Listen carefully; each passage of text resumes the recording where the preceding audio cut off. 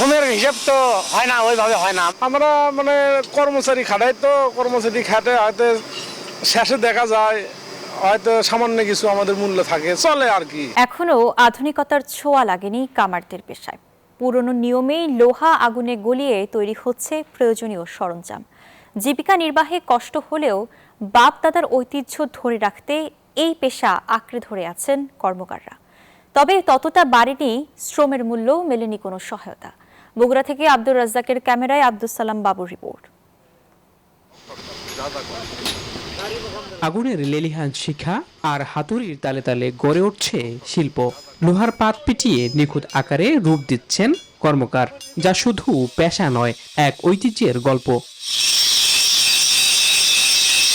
বয়স ৮০ ছুঁই ছুঁই ফটিকচন্দ্র আর প্রফুল্লচন্দ্রের। বয়সের ভারে ঠিক আগের মতো কাজ করতে না পারলেও এখনো ধরে রেখেছেন একমাত্র স্মার্ট সিটি বসুন্ধরা, আধুনিকতায় এক ধাপ এগিয়ে। বাপদাদার পেশা। এদিকে বগুড়ার সদর উপজেলার আশকোলা কামারপাড়াতেও একই চিত্র। অর্ধশতাধিক পরিবার আজও ধরে রেখেছেন তাদের ঐতিহ্য। দক্ষতার ছোঁয়ায় সাধারণ লোহা হয়ে ওঠে প্রয়োজনীয় সরঞ্জাম।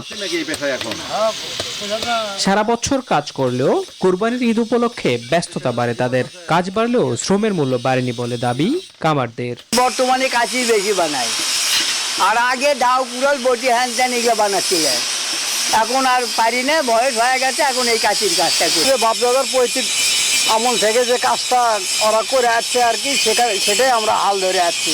কিন্তু ঘটনাতে সেই হিসেবে আমরা এখন এই কাজের কোনো মূল্য পাই, সরকারি কোনো সহযোগিতা আমরা পাই না, আর শ্রমের হিসাব তো হয় না, ওইভাবে হয় না। আমরা মানে কর্মচারী খাটাই, তো কর্মচারী খাটে হয়তো শেষে দেখা যায় হয়তো সামান্য কিছু আমাদের মূল্য থাকে, চলে আর কি। কৃষি প্রধান ব্যবসাকে টিকিয়ে রাখার আহ্বান প্রবীণ এই কর্মকারের। কৃষি প্রধান ব্যবসা এটা আমাদের দাও কুড়াল সত্তা এইগুলো তো কৃষকদের লাগে, তাই নাকি? তো এই ব্যবসাটা তো টিকে থাকা দরকার। আধুনিক প্রযুক্তির দাপট এবং উপকরণের দাম বাড়লেও বাপদাদার ঐতিহ্যবাহী পেশা ধরে রাখার চেষ্টা চালিয়ে যাচ্ছেন কামাররা।